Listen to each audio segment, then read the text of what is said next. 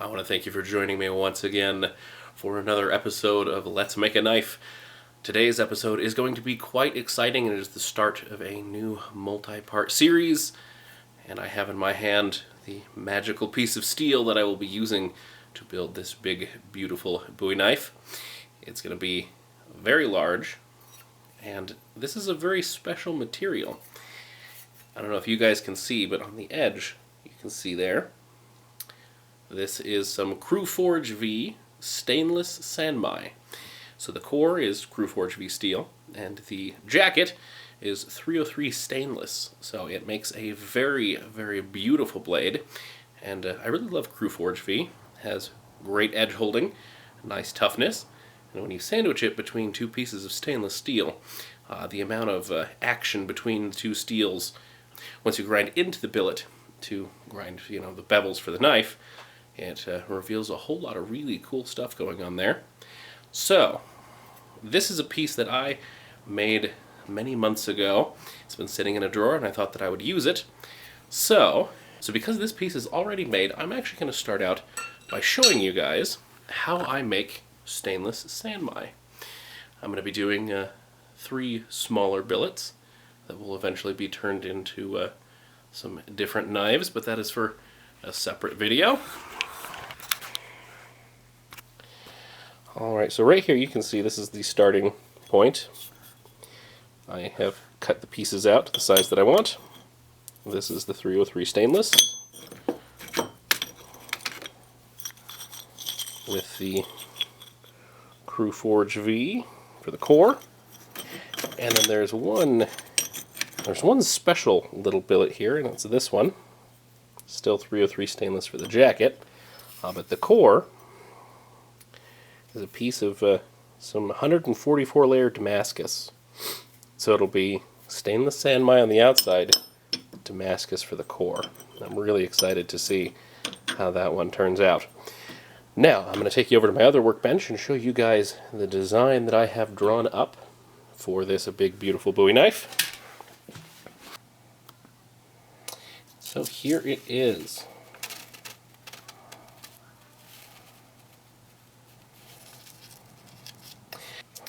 I am going to be doing an S-guard, and I will probably do that out of Damascus because I want to match the end cap with the guard. So they'll both be Damascus.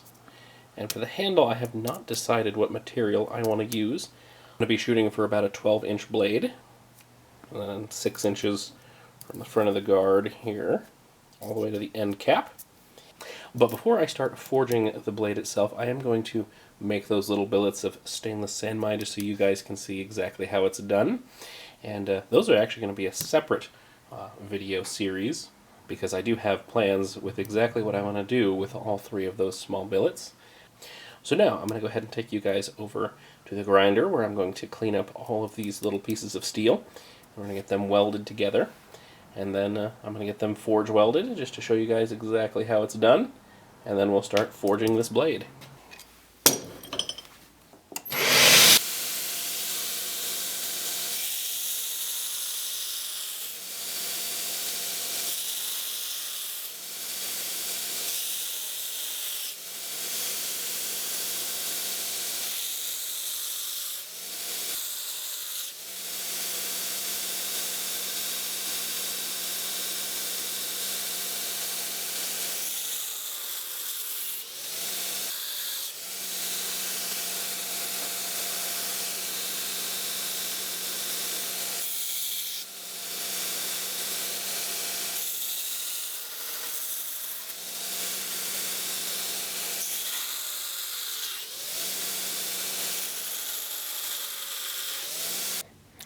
So now, I have cleaned the surfaces up to 120 grit, and it is important to clean them up to that high of a grit.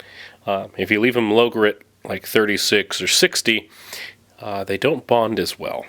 So, now I'm just going to clean them up with a little bit of 91% isopropyl alcohol.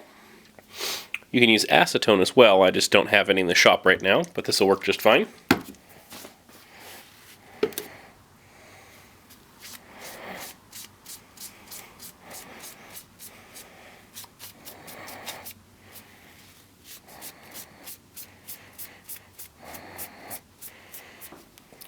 Now it is time to weld these totally airtight.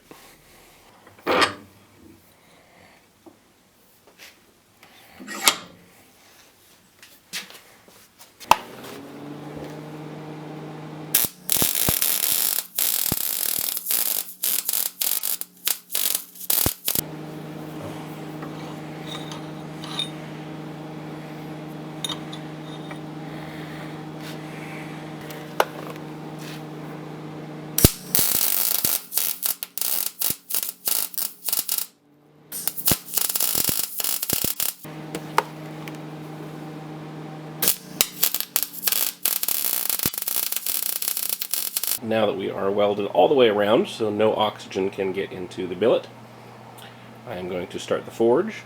And just one important note before I start forging these is with anything stainless or any complex steel that you're trying to forge weld, one of the best ways to ensure a good forge weld is to soak your billet at welding temperature for quite a while, usually about half hour to 45 minutes. You don't want it to get too hot because you'll ruin the steel. You want to soak it right at a nice high yellow for at least a half hour.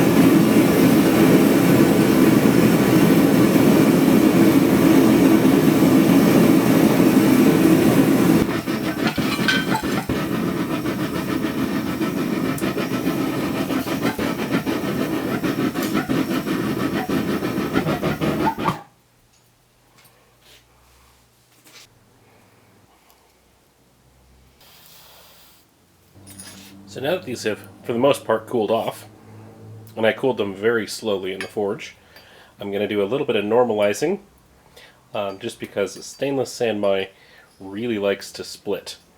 But it sounds really good. And I even did a little test etch on there, on this one, and we're looking wonderful. I just don't want it to split while I'm forging any of these, or while they're waiting in a drawer to be forged. So I am going to normalize them. Even though I will forge them again, you just have to take a couple extra steps with stainless sanmai to make sure that it turns out exactly how you want.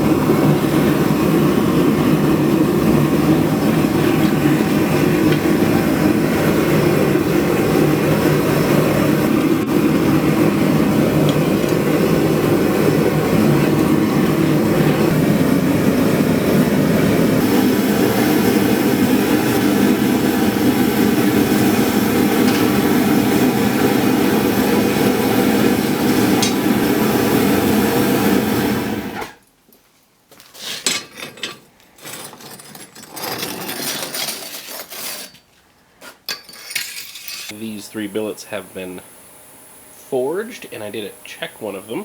I just made sure that the forge weld took like it should, and it did, which is quite a big win. They all sound really great, so I'm very confident they are all nicely bonded. This is the one that I did grind into to check. I don't know if you can see it on camera, but it did forge weld perfectly. So that's how I make stainless sanmai. It's not an easy material to make. It's very finicky, but once you get the process down, it seems to work really quite well. So now I am going to change over to the larger billet, and that is the one I'm actually going to forge into the knife that I showed you guys earlier. But that is going to be it for this episode. So I want to thank you for watching today. It's been such a blast to make this material and kind of explain how I make it. If you are new to the channel, it really helps me out if you like and subscribe. That really helps me to continue doing all of these awesome projects and making all of these amazing materials. So I'm very thankful for that. And I did just want to mention, I do have my Amazon store is now live, and I have a link down below for you guys if you want to check that out. I will have lots of little things ready for the holiday season, so if you need a small handmade gift, you can find them there. You can also check out my Etsy. I have lots more custom orders on my Etsy. You can set up a custom knife through there, or you can send me a message to set one up. So I want to thank you for watching. You guys have a wonderful rest of your day. I'll catch you on the next episode of Let's Make a Knife.